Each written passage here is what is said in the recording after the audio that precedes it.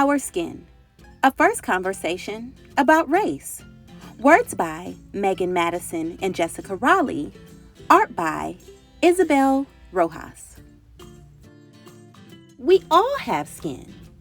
It comes in different colors. What color is your skin? We see different skin colors at the playground, at the grocery store, and on TV. What skin colors do you see? Our friends have different skin tones. So do the people in our families. What about in your family?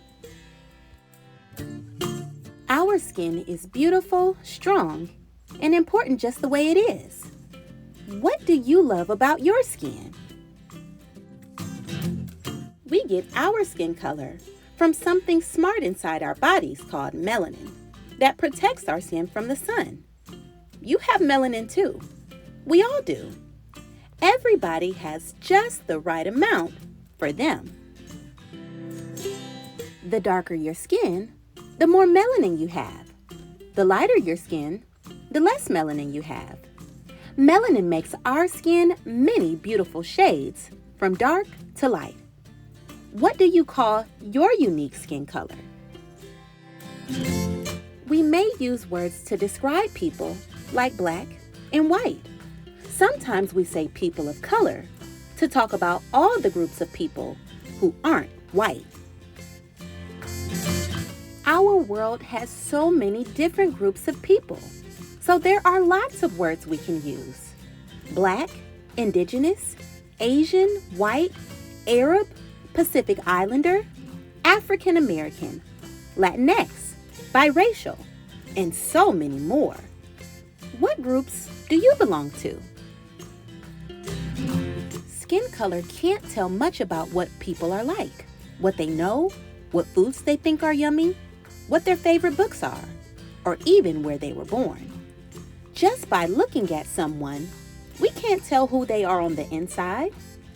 But sometimes, people try to anyway.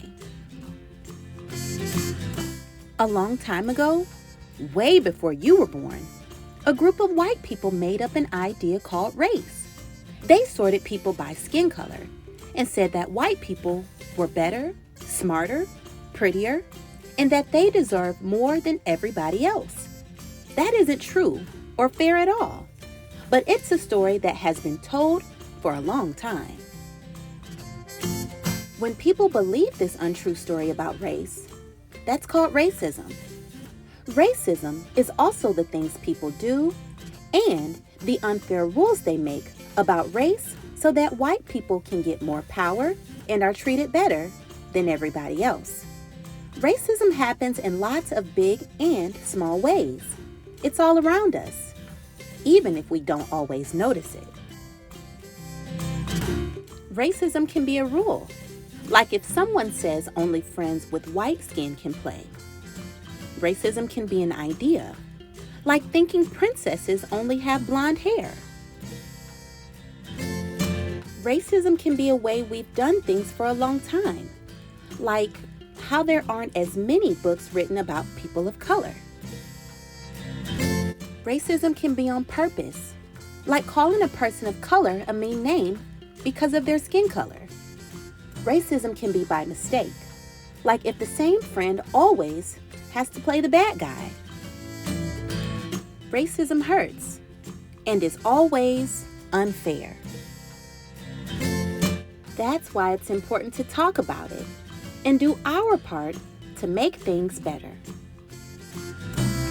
All the time, even right now, people are working for racial justice by telling the truth and sharing feelings, by treating people the way they want to be treated, by bravely saying, "That's not right," by marching in protest, by singing songs that bring us together, by changing unfair rules, by teaching, helping, learning, and listening.